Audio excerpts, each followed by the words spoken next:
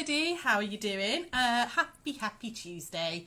It's a lovely sunny day here again today. It was beautiful yesterday and it's not too shabby today either. Excuse me, just get my, can you just turn my notifications off please, hon? just what's the word? Silence them. I can't think of the word silence and then dull. Hope you're all well. Hope everyone's okay.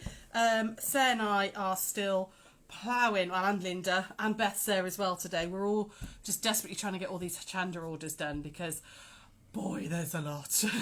Boy there's a lot, which is amazing. It's amazing. It's really good that everybody bought and loved and it's all good. So but yeah, it's a lot of work.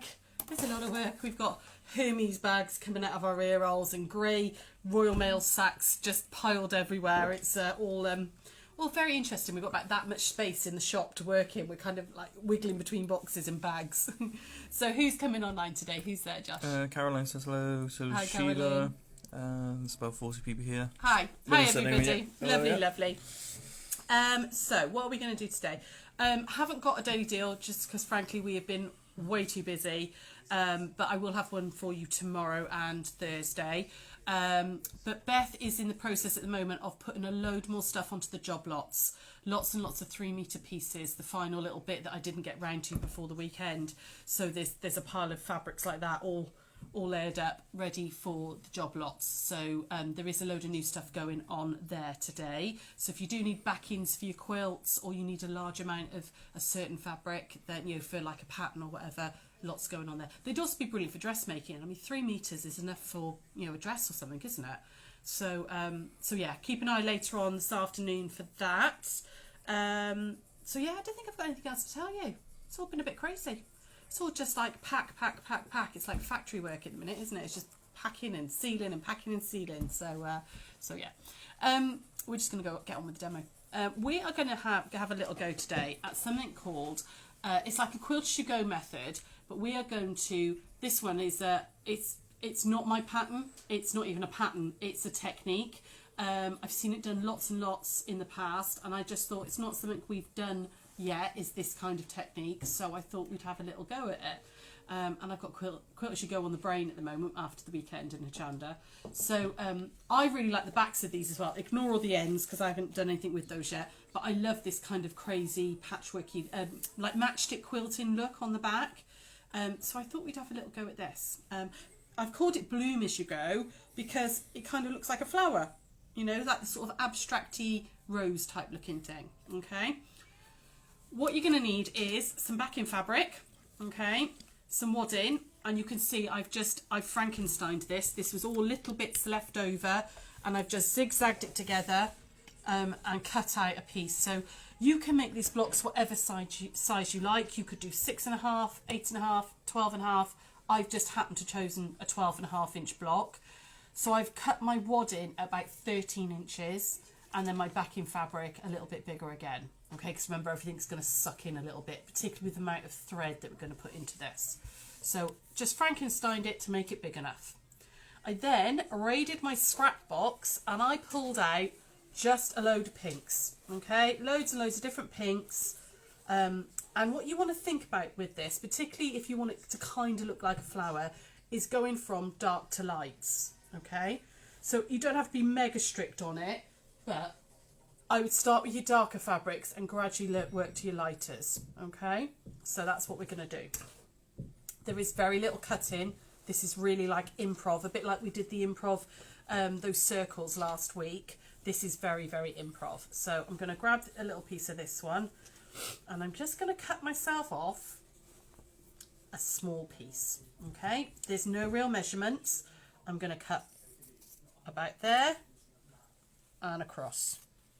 Okay, just hacking it off. It doesn't matter that it's not straight, it's just a small piece. So what does that measure? Roughly, that's 3 inches by 3.5-ish. Okay. So we've just got a small piece. I would set yourself up with your little ironing board or drop your ironing table so it's next to, because you want to iron each of these little pieces, and I would also starch them. It really helps with this technique. Okay, so I'm just going to starch and iron my little piece. Where you start on your wadding, because we're going to sew directly onto this, it's entirely up to you. Okay, let me just move some of this stuff out of the way a second. Give yourself some space. But if you want that kind of sort of slightly off-centre floral look, you could start right in the middle and make it really, really abstract, and it doesn't have to look like flowers. You can just quilt and quilt and quilt and make wonderful, scrappy, crazy patchwork blocks. Or if you wanted this kind of floral theme, we've got a bit of a floral theme. I suppose it springs in the air throughout the whole week, actually. So I'm going to put it up here in this sort of, this is facing you, in that sort of top left corner. Okay? We're going to go straight over to the machine. So, that's the Hermes man. Oh, I hope he's just picked up all those parcels. Massive Hermes fan just gone past. So, right, we're going to go over to the machine. And all we're going to do is we're going to stitch down. Now, you can put your walking foot on for this if you want to. I've not needed to because it's a small block. But if you prefer, you can. First things first is you want a straight stitch. Okay, so I'm going to go to a straight stitch. And then I'm going to up my stitch length to about 3.5. Okay, whatever you would quilt on. All right, because you're technically quilting straight away. Everybody with me so far? Have we got any questions or comments there, Josh? No, not yet. No, everybody. Linda says, yeah, he's just been. Ah, brilliant, fabulous. That's the first lot of orders gone. They're out of our hands now. What we're going to do is we're going to just quilt directly into this. Okay, so I'm going to take it to the machine. And actually, Josh, do you want to come around behind me just a second? Just for this very first bit. Josh, you're going to come around behind me just so you can see this, because there's a way of doing this so that you've not got lots and lots of ends. Okay, so I'm just going to line up the edge of the foot. I've kept it in the centre, line up the edge of the foot, right on the edge of the fabric, and I'm just going to stitch down. Okay, and when I get to the end, like that, stop with your needle in, turn the fabric. Now on my machine, if I take 3 stitches like that and turn again, it lines it up directly the edge of the foot with that stitching. Okay, have a little practice on your machine, work out how many stitches. But on my machine, so I've come to the end, I'm going to go back down the other way. So I'm going to take 3 small stitches, 1, 2, 3, and then turn again. Okay, and you can see that that's now the edge of the foot's lined up on that one. Gives you nice parallel lines without having to measure anything out or draw anything or have lots and lots of ends to sew. Okay, so 1, 2, 3, and you're going to stitch down on all of this. Okay, this is a really popular technique. I've seen lots and lots of different projects and all done with this. It's brilliant for small scraps. Okay, it's brilliant for small scraps, leftover jelly roll strips, charm packy bits, things that you've got left over. You can make some really interesting, crazy patchwork type looking blocks, which you can then just join together with sashing. So I'm just going to go down all over this whole first piece. Claire asked what machine you're using today. So this is my brother that I use. It's the Innovis and it's the 1800Q, which I've had now for just a year, and she's probably due a service actually. Can't wait for J&B to be open and I can get her serviced. But I love her. She's a really good machine. The only thing I don't like is the thick, thin bit. She does struggle a little bit with that, which is really bizarre for the amount I paid for her. But you can get a special foot for it apparently. So I don't know if you can see that now. You can see I've just gone all the way across that, and on the back you've got something that looks like that. Okay, so Josh, if you want to go back round now, because you won't need to see that bit again. I can do the bits. Trip off the iron. You're right, love. Yeah. It's falling all over the place. Okay, so that's your first bit done. All right, like that. It's really random, but you've quilted that in as you go. We're going to work kind of like a log cabin where we work round this piece. But instead of having 4 sides, we're going to make it 5 sides. So I'm going to grab my next fabric. So I want a darkish fabric like this. Suzanne says, what's the pattern called? What's the pattern called? It's just kind of a quilt as you go technique. I think I called it bloom as you go because it kind of looks like a flower. Okay, so I'm going to just literally chop myself a piece off like that. And a bit big. So chuck, you're not worrying too much about the sizes and everything. And I'm going to add this one on here, okay? So we're going to add 5 pieces round this to kind of make like a wonky pentagon. That's right, isn't it? Is that 5? Wonky pentagon, yeah. So I'm just going to add this first piece down like that. Okay, right sides together because it's eventually going to flip out. And I'm going to stitch down this one, okay? Sort of about 1/8 of an inch. Okay, it doesn't need to be 1/4 of an inch. What I did on my foot was, in fact, if I just show you on my foot, I lined up the raw edge with that little silver bit there so that it was, you know, sort of just over 1/8 of an inch.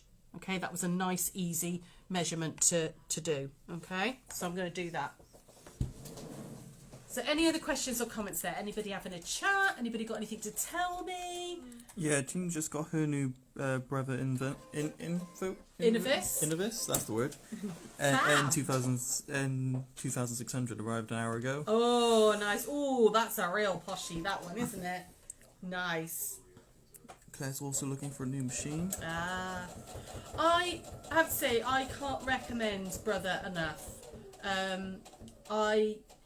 I know lots of people have got them, and everybody swears by them. I love mine. I love my little one that I had as well, that I've still got, that I would use for taking around with me or for demoing and stuff. Can't recommend them enough. I really can't. So I've just stitched that down like that. I'm going to flip it out and just finger press it at this point. So just finger press like that.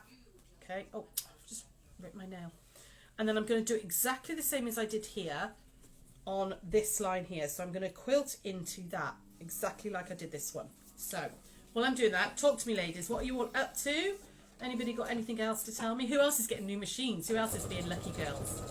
Caroline says yes, there's a pentagon. Yay, I got it right. Masterpiece keeping an eye on you. I got to get it right. Can't disappoint my maths teacher. Carrie says she loves her brother as well. Yeah. Is that Carrie Owen? Yes. Yeah. Yeah, you've got the same one as me, haven't you, Carrie? And it is a good machine. It's lovely. Claire's been snooping the brother website, looking for local ones as well. Yeah. Yeah, I think it's always worth looking for like a local dealer, because I mean J&B is local to us. Although if you're not local, they do have a website and they do like next day delivery. J&B Sewing. They're actually based in Newport, but they've got a branch in Cardiff. And but I always think it's worth, you know, checking out your local dealers, because then you've got somebody to go back to if you need it serviced, or you know, if you want like a tutorial or anything. A lot of people offer that. Okay, so done that piece. Okay, now I'm going to go with the next piece. So I don't necessarily I don't mind the two being together, actually. There we go. I wouldn't maybe put a whole ring in the same colour. I would mix it up a little bit, make it look a bit more scrappy. But I'm going to put this one on at this angle. Okay, so I've already got one at one angle. I'm just going to put this one on at this angle. And the thing you want to do is make sure that you are covering any of these raw edges. Okay, so I'm going to move this down like that, so that that raw edge, when it's sewn in, that raw edge is covered. It doesn't matter what angle I put it at. It doesn't matter that this is, you know, into this piece here. It's not all the way over. Don't worry about any of that. This is supposed to be really kind of free and improv-y. The only thing I would suggest is making sure you cover any raw edges. I'm going to sneeze, sorry. It'll get there in a minute. Again, now stitch down with 1/8 of an inch. And this is basically it. It really is just stitch, fold, quilt it. Stitch, fold, quilt it. Okay? So, otherwise you're going to be really bored if you don't talk to me. So, anybody got anything else to tell me? Leslie asks, I would like a digital machine. What would you recommend as a starter?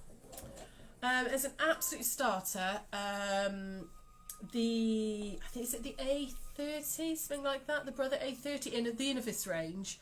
A lot of our ladies have got that one. I think Wendy, if she's there, she had that machine for years, and Pip and Wendy, again, really nice machines. Depends on your budget. If you think you're going to get the sewing bug and you're going to sew a lot, I would always say go for the best machine that your budget allows. Don't think, oh well, you know, it's £100, this will do. Because if you're really into sewing, you will outgrow that machine quite quickly. I would always go with the best machine. Yeah, that's the, you know, so if you can stretch to say £300 or £400 and you think I can comfortably afford that, go and speak to one of your local dealers and have a little look at what you can afford. You know, because you will outgrow things. You will outgrow, and you'll think, oh, I want this on, I want it to have this, and I want it to have that, and you've then got to buy a new machine. So go for the best you can afford. I have no affiliation to Brother whatsoever, no sort of financial sponsorship or anything. Oh, I'd quite like it, you know, Brother, if you're listening. But we don't. But everybody I know that's got the Brother machines loves them. Absolutely loves them. So yeah, have a little look. So I'm just going to Marilyn asked, do you change the colour thread at all? You could do. So come with me, Josh, because I'm coming back Sorry, over I'm a scrolling second. You can do. I don't. But you could do. It's a lot of messing around if you're going to change the colour thread. Now that's the pale grey on all of that one. Okay, I've done the pale grey over the whole thing. Didn't change my thread at all. And yes, it's more prominent on some than others, but I don't mind that look. I don't mind seeing that. Okay, but you could change the threads if you didn't want to see the quilting. Okay, so there's my first two, and then I'm going to grab a different bit of pink. Let's go with this one. Let's go with this bit here. So again, I'm just going to cut a bit off the end, not measuring, just cut a strip sort of piece off. In fact, let's cut two. There we go. And then this one, I'm going to work my way round. So I'm going to want that one to make sure I cover that edge there. Let's put that one at that sort of angle. I'm going to stitch and flip it. Okay. So back to the machine. Sorry, it's lots of the same thing over and over. You're going to have to put up with me so I can get to a point that I can show you the next bit. Okay. So anyone else got any other questions there? Anybody else been doing anything nice? You've been out having a walk in this lovely weather? So Leslie says she's outgrown her Janome. Janome, yeah. Janome. Says thanks for the advice. Yeah, everyone's out looking for new machines right now. Yeah. I mean, my ultimate fantasy machine would be a Benina. Kath Lum's got one and I love it. I love it. I love it. I love it. I think Kath Lum's got two actually. That would be my fancy machine. But they're not cheap, you know. They are like the Rolls Royce of sewing machines, but they are beautiful, and they sew amazingly. The stitches are good on it. All the sort of extra bits you can get for it are wonderful. But for a really good all-rounder, but not even budget friendly, because I mean this one was £1,200, so it's still a, you know, still a hefty chunk for a sewing machine. I can't fault it. Can't fault the brothers. I know lots of people love Janome. I've never been a fan of them. In classes, if any machine's going to go wrong, it's always a Janome that goes wrong. And maybe that's, and then other people have had them for years and years and years and years and years and absolutely love them. So a lot of it's down to personal preference. I've never got on with Janomes. What else? I had my Singer, but I got rid of it. She didn't play ball very well. I never loved her. I had a really old Toyota. That was my first machine. It was a Toyota, and it cost me like £55. And it's like a proper old mechanical one. Well, not old because it's like 16 years old, but you know, like a proper metal mechanical one. It's a brilliant little machine. Still sews lovely. So still got it. That's what I was going to give Carrie. Heather says, how wide is the throat on your Brother machine? That one, I believe it's 10 inches, 10.5 inches, something like that. I can measure it for you if you like. Let's have a little look. So it's from the centre, you do it from the centre of the needle out, like that, and it is 9.5 inches. Okay, so I've got 3 down. Why is it moving? You right? Yeah. Gimbal playing up. Gimbal doesn't want to move for me. Okay, so remember I'm trying to get 5 in, so I'm going to go that one at this sort of angle. Okay, remember I'm not thinking about it. I'm just kind of laying them down so I've got 5 surrounding that first piece. Okay, again, exactly the same thing. And you just build up and build up like this. Any other questions there? Anybody else on my chat? Karen asks, do you need to cut sorry, do you need to cut excess fabric off a 1/4-inch ruler? Sorry, lovely. Do you need to cut excess? Do you need to cut excess fabric of a 1/4-inch ruler? If If you're using a 1/4 inch ruler? I don't know what she means by that. If she can... If you can, yeah, sorry, if Josh is not quite understanding you, lovely. If you can reiterate what you mean, I will see if I can help. Rena says, do you stock Zippy do done? They are arriving this afternoon. I have got a load more coming in, and they're arriving this afternoon. They will be going on the website later on this evening. I'll be doing it this evening. It won't be this afternoon because we've still got all these orders to sort. But yes, I have got the 6 colours that I had on Hochanda coming in, and they will be going on our website. So yes, we do do them, and they're due to arrive any time now. I've had the dispatch thing to say that they're coming. So Leslie asks, what's the throat? the throat is the distance, this piece here, this space between the needle and the body. That's the throat of the machine. That, if you're quilting, that's quite important. The biggest throat you can get, particularly like if you're trying to wrestle a bigger quilt through, if you're sewing your quilt on a machine rather than sending it off to a long arm quilter, the bigger the throat is actually more important than the amount of stitches it's got, because we don't really use our decorative stitches that much. But the throat size, like my little brother, has only got like the body of this bit sort of ends here. So trying to get a quilt through, you wrestle it through, you know. So throat size is definitely something. Again, go for the biggest that your budget will allow. Marion asks, what marking pen would I need to copy red work onto fabric? So with a marking pen, for red work, I use a Lightbox and I use a Frixon pen. And I just put my image of that I'm going to use on the Lightbox, fabric on, and then I just draw it out with a Frixon, and then remember not to iron it until I'm finished. You could use don't use a vanishing marker, because they sometimes they vanish within an hour, so you can have drawn it all out, go for a cup of tea, and it's gone. Or you could use one of the water soluble pens, which are really good, and then you can draw it all out, and then when you finish stitching, you can wash it all out. You can dab it and wash it out. We've got actually, which I'd forgotten about, we've got some water soluble pencils there. They're like, those pens we had in school, the clicky ones, at different colours. We've got some of those in stock, and those are really good too. But I found the Frixons really, really good for that, because you're going to be stitching over it and everything. So, right, next one then. So I've added those 2 on, and then I want another darkish one. What should we go with here? Let's go with this one. This is a darkish one. Sort of mid-range now, isn't it? Cut a piece off like that.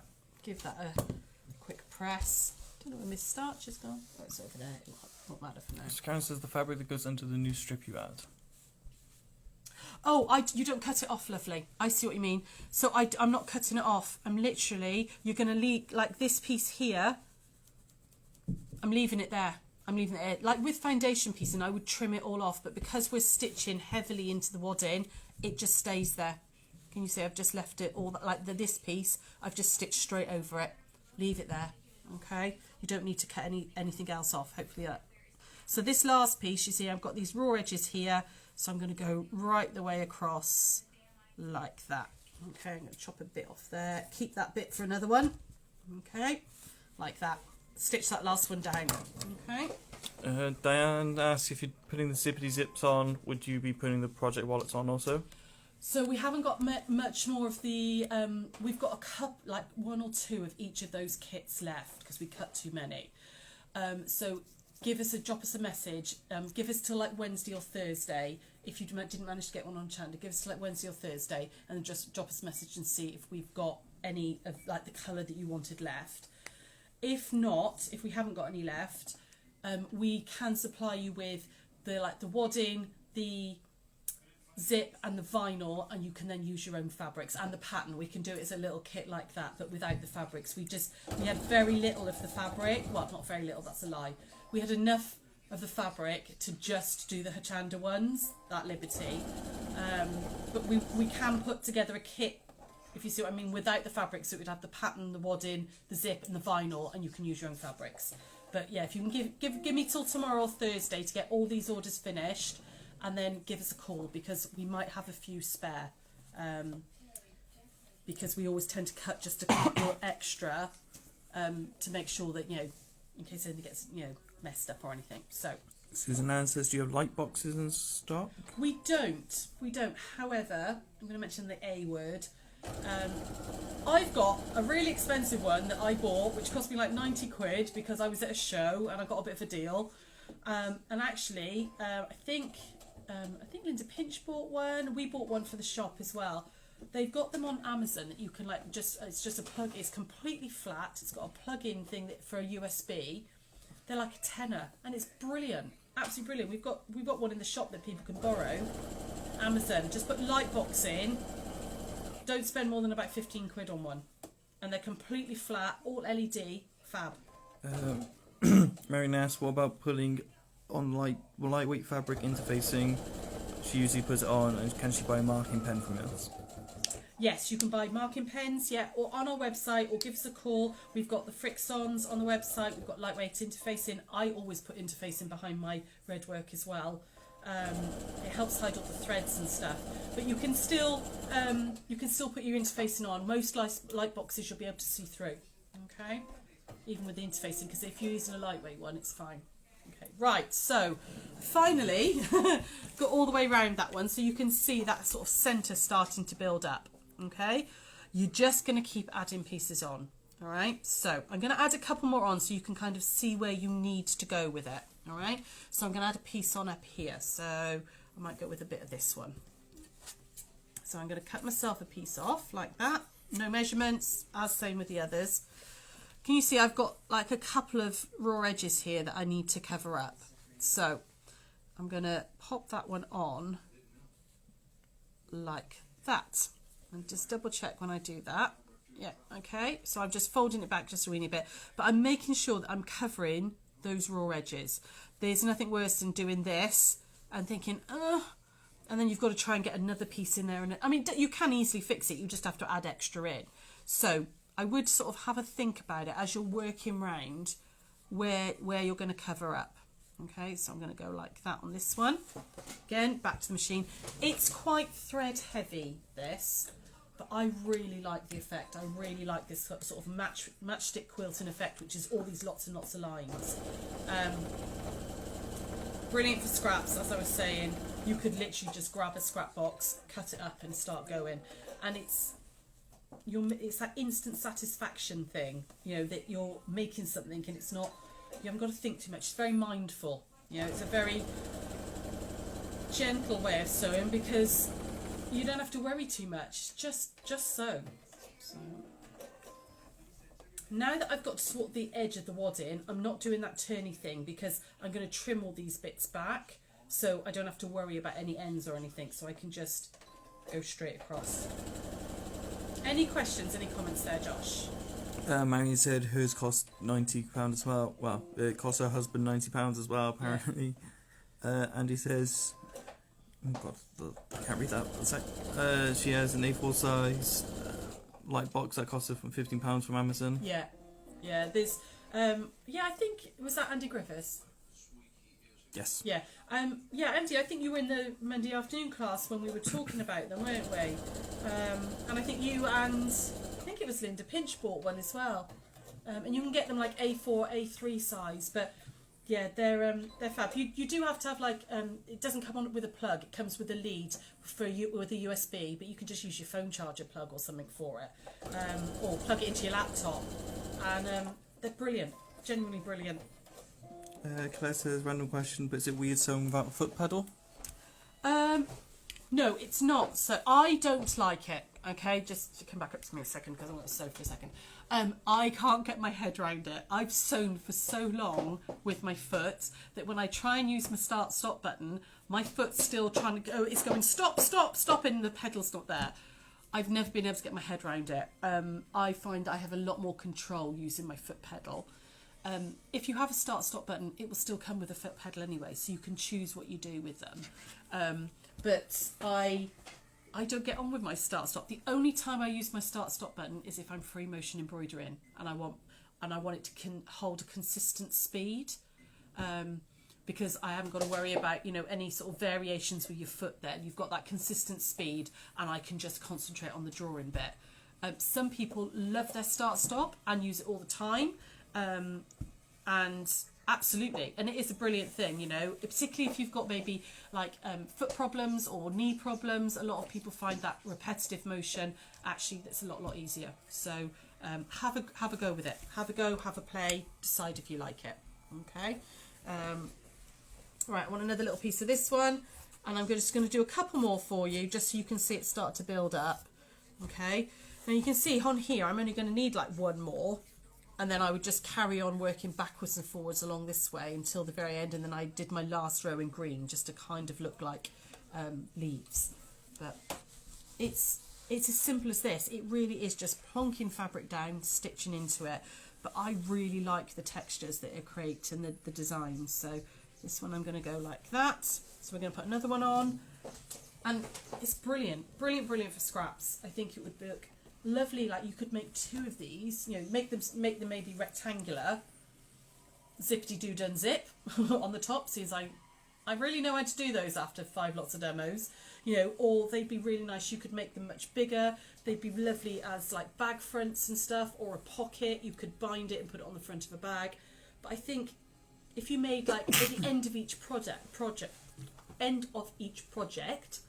get my teeth in, make one up and put them in a pile, and then you'd suddenly have like a whole meadow of flowers on all different colours, which I think might be quite nice. I like this because I'm not having to think. I'm just cutting, sewing. It's proper turn off your brain type stuff. I came home last night after a very long day. Sarah, Linda and I were packing like demons, and I needed to have a little play around with the technique again, and made that in about half an hour or so, and it just allowed me. I had a cup of tea, made that, just shut my brain off because I wasn't thinking about what size is that, which one goes with which and whatever. So it's cut and sew, and I like that sometimes. We all need that shut off time, don't we? So any questions or comments there? Yeah, Leslie asked what size backing you started with today. That one, so I cut a 13-piece inch of wadding, and this is, I think this was, well, it was a scrap, but it needs to be just a little bit bigger. So again, I'd go about 13.5 square. That's only because of how thread heavy it is. It sucks that wadding up a lot. But it doesn't have to be this big. You could do 8.5 inch. If you've got lots of wadding that's so small pieces, do lots and lots of small ones, or do some 12.5 and then some 6.5. So you had like one big flower, and then like you could do like a block with 4 little ones next to it. So yeah, play around with whatever size bits of wadding you've got there. Rena says they would make lovely placemats. Oh yeah, wouldn't they? Yeah, absolutely. You could use insulated wadding instead of cotton wadding in it, which might be quite nice, because it would it'd protect the table as well then. Karen says it seems like the Hochanda show is too good ladies to ask questions. Yeah, that's fab. It's lovely asking questions though. It's nice. I like to hear from you all. It means as well, you're not just me listening to me randomly talk about what I've watched on telly and stuff. It's useful questions. Anything else there, love? Nikki says she agrees with you about the start button. Yeah, like I said, some people love it, and I do use it occasionally. I've never quite got my head around it. But Sonia loves start button and hates the foot pedal. Yeah, and absolutely, and it is brilliant. But I think it's because I've sewn for so many years with a foot pedal. My brain it's like when you drive an automatic car. I think after a manual, your left foot is like, where's the clutch? Oh no, it's like stop, and my foot tries to do it instead of my hand. So, okay, hopefully you can see how this is kind of building up. All right, and then you right, lovely. Yeah. Okay, so then I would grab another bit of pink. There you go. So I could add that one onto there. Now flip it over like that, and I would just keep building up. And then like when you get to the end of your wadding, so like I'd come round here, round there.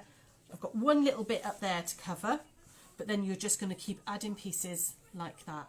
It really doesn't. If I show you this one, because it's very repetitive, which I like actually. I like that about this. It's like I was saying, it's a a switch off thing. So you can see, you know, I got up here and then just went round like this, okay, and added pieces on and gradually sort of got lighter in colour. I think it's something you can really play with. I think they would be. You could make, you don't have to make them square. Sorry, I can't remember who said it now, but if you made them rectangular, they'd make beautiful placemats. You could do, like, make this maybe slightly more central and do that, and then do all your green around it. So you've got like little flowers in the centre. Lots and lots you can play around with. It's a really nice technique. And again, don't look at the fact I haven't done anything with any of my ends, because all the ends need sewing. But I really like that very crazy kind of matchstick quilting look that you get on the back as well. I'll show you on the back of this one too. You can see how that's starting to build up. Okay, it's really sort of very, very loose, very heavily quilted, but you end up with lots of really interesting abstract little designs. Like, I love how this is all sort of starting to get diamonds and all going on over here, getting all little bits crossing over each other. So, you know, if you don't like that, you could just put a very lightweight fabric, like a calico or something on the back, and then you could back them again if you wanted to. You could, you know, bag them out if you wanted to, if you don't like that look. But I actually quite like that. I like that look a lot. So, but that's just personal preference. Freddie and Diane ask, how would you join the two together? Oh, yeah, I can quickly show you that actually if you like. It's how I did it on the Chandra show the other day. But if you were joining them, right, I'm just gonna trim that off just so I've got a straight edge a minute, and I will show you. Okay, so it's like the standard quilt as you go technique, but I can show you very quickly. So imagine this block is all lovely and finished, and I hadn't got my dodgy rotary cutter. I've got my new one that's got a good blade on it. You're going to join them. I can show you a quilt in a second actually. Let me show you this one first because this might be easier to explain it on. Ooh, all sorts coming out here. Right, so this one was done all as simple blocks. Okay, this quilt was all done as individual blocks, then joined as quilt as you go. Sorry, I don't know if you can see this. Okay, so I used a white sashing on the front. Okay, and then on the back, this is my sash in here. Okay, this was my sash in here, and then I used a joining sash in there. So you need 1 inch sash in for the front. So let me just cut a piece off here. Let's very quickly show you. Okay, let's cut a 1 inch sash in. So you want 1 inch for the front and 2 inch for the back. So I would probably do it in green maybe, so that it kind of frames the flowers, but I'm just going to do it out of what I've got here because I wasn't expecting to do it. So 1 inch sash in for the front, okay, like that, nice little skinny bit, and then I want a 2 inch for the back. Okay, everybody's still with me? Are you alright if anybody got any other questions? No, I think those are the only questions waiting. So I want a 2 inch strip for the back, like that. Okay. The 2 inch strip, I'm going to fold in half and press. Okay, so we're just going to fold that one in half and press. I would also, if you're going to do this, suggest you starch savvy the bejesus out of it, because it really helps. It really, really helps if it's got a real nice bit of stiffness to it. So you've got, like you would make a binding, but it's 2 inches. Okay, we're going to, this is my 1 inch here. All right, so this is, there we go. I'm going to attach this right sides together like that, and I want it just a weeny bit longer. Okay, and then the back strip is going on, obviously, on the back like that, and you want the raw edges against the raw edges like that. Okay, so I need some clips. There we go. Clip it all together. So, sorry, it's quite difficult to see. So I'm going to line up all those raw edges like that. Pop a clip in there. Raw edges, raw edges, raw edges. Pop a clip in there. Raw edges, like that. Keep going. Okay, and just put one last one in just so I can show you this. Like this. Okay. Like that. We're going to stitch down that raw edge at 1/4 inch.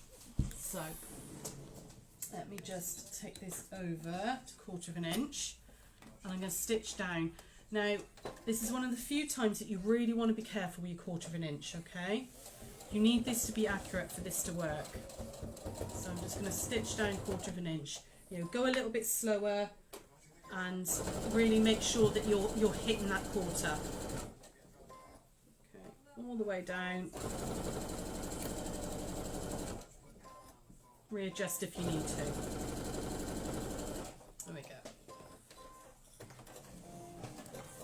Okay, so you're going to ignore the back one now. Just pretend it's not there for a second. And on the front, very gently press that out like that. Okay, your next block. So imagine this one's finished. It's all lovely. Make all your blocks up. You're going to put these right sides together. And this edge here of your front sash in is going to go against the edge you want to join. Like that, okay? You also want to make sure that the top of your block and your bottom of the block are lined up. Now, it's not going to on this one because obviously I haven't finished this and I haven't trimmed it down. So, but you want to make sure that this edge and this edge, your blocks are all lined up in all ways, okay? And then I'm going to stitch down 1/4 of an inch along this edge here, okay? Woo, nearly had that water over Josh. What's your phone? Yeah. Okay, so again, I'm going to pop my foot down like that and Karen, be careful about it. Karen says talking about starch spray, she makes her own, 1 part vodka, 4 parts distilled water. Ah, cool. Yeah, I've heard a lot of people do that. They make their own starch spray. Does it work? Is it, you know, does it work well for you? I've never tried it. She says when you're thirsty, she can just spray it into her mouth. And why not, eh? Oh, yeah, it's just water, honest. Okay, so finish sewing down that 1/4 of an inch like that. And then when you open these out like that, your wadding butts up together. Can you? No, hang on, let me just give that a quick press because there we go, got it.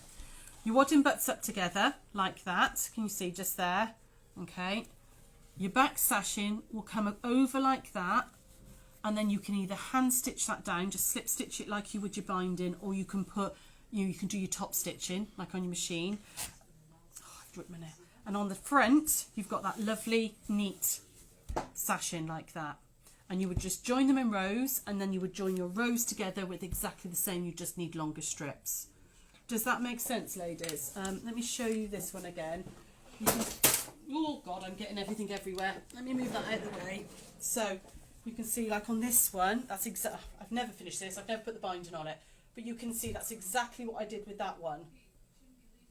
And if you use that 1 inch, 2 inch, I'll show you the back. If you use that 1 inch, 2 inch thing, and a 1/4 inch seam allowance, it just works. It just works each time. Okay? The wadding butts up. Let me see if I can show you. I don't know how close Josh can get. You can see just in there where I haven't put the binding on, the wadding's butted up perfectly. Okay, so you've got no gaps or anything in there because it does that and sits really snugly together. Yeah, I can't really get a close up of that. And then you just bind it. It's normal. So hopefully that helped. Did that help? Is that what you wanted? Hopefully. Any other questions or comments there, Josh? No, I think that was everything. Cool. I like Quilt As You Go. I use it quite a lot. I mean, I'm very lucky that I've got free access to Daphne, and I can do my quilts on her if I want to. But you know, when I've gone away on retreats and stuff, I do a lot of Quilt As You Go, because it means you can play around with your quilting because you're only dealing with a block that big, and then sash it together. You can use wider sashings and stuff. There are methods to do that. Maybe we'll do a 1 o'clock on all the different types of Quilt As You Go joining methods, because there's lots of different methods. But I find that this one works every single time. It works perfectly. It's fab. Anything else there? Oh, everyone just saying thank you. Okie doke, cool. Right, I'm going to, oh God, yeah, I've been waffling on for ages, so I'm going to love you and leave you so that I can go and help Sarah and Linda with those orders. Have a little go, have a little play. I like a bit of improv stuff, you know, it's, I like I said, we're very florally themed this week. We're all looking forward to spring, I think, and I've got daffs coming out in the garden. Josh is going to go and tidy up my garden a bit for me this afternoon. He's nodding, yeah. So yeah, it's just makes you feel a bit happier when the sun's out, doesn't it? It's nice. It feels like we can get out in the garden, get back into nature a little bit. So anyway, I will see you tomorrow, guys, for block of the week, and I'm going to go back and finish those orders. So take care, guys. Bye.